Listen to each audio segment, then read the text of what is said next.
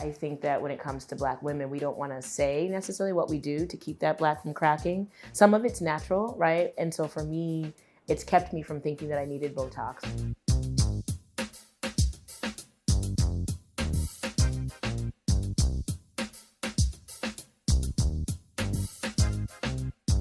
Hi, my name is Kirsten Stevens. I'm a jazz violinist, and today I'm getting Botox and fillers for the first time.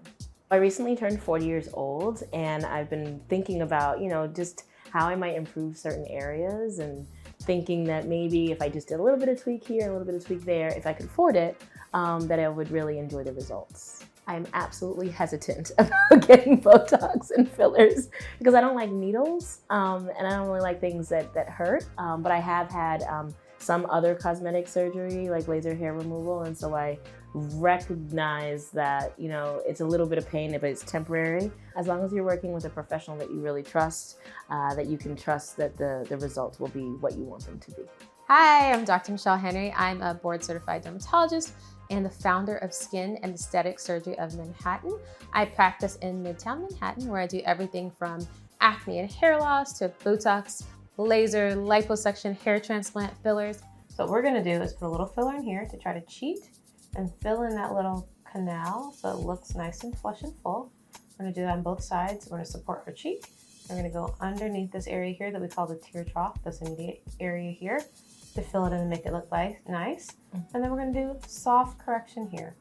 Just soft. If we do too much, then it looks unnatural. So we're just gonna soften this a little bit so this creasing isn't as obvious.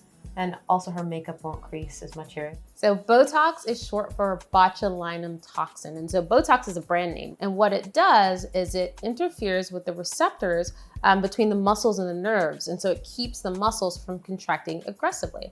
And if you put just a little bit, the muscles can move, but not cause the skin to crease. So Botox treats dynamic wrinkles. So these are wrinkles that worsen when we move our face. So Botox is very different from filler. So whereas Botox is a solution, it's decreasing the muscle's ability to contract. Filler is a gel. So when you look at it in the syringe, it's a thick gel because it's made to volumize. So it's gonna help to lift those saggy cheeks, lift the lines around the mouth, fill in hollows underneath the eyes. We even use it on the hands. We use it on the chin. Your chin also gets short and collapses as we get older. So it's gonna provide volume instead of stopping the muscles from moving.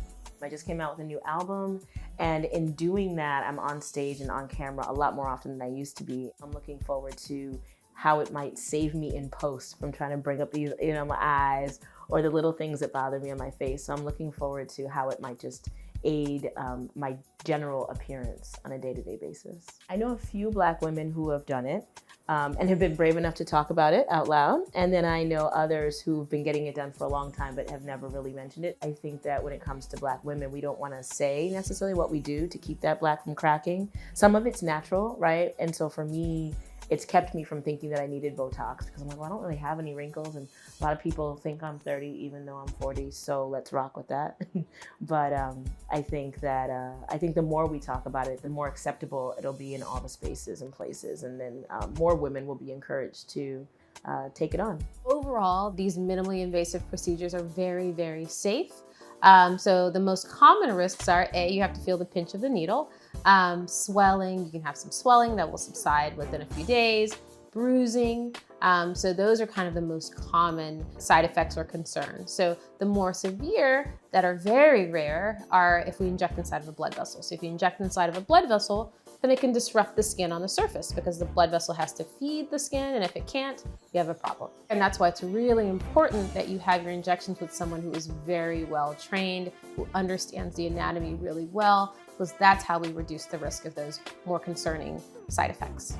It's crazy. I swear, it's almost like that's exactly what I would do in a photo. I would Photoshop that. I just did it. I took a great picture with Shonda Rhimes at an event. And I looked at myself, I said, we gotta fix those eyes before we post that. So the good thing about Botox and filler is that they're both temporary.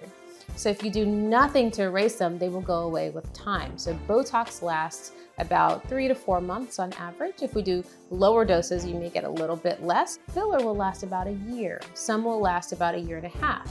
I think the biggest misconception is that when you do it and it goes away, you look worse, that you're like overinflated and the skin is just this like saggy mess when you're finished. And that's not what happens. You know, when someone's injecting you well and conservatively, again, you look better than you would have looked, you know, potentially, but definitely not worse.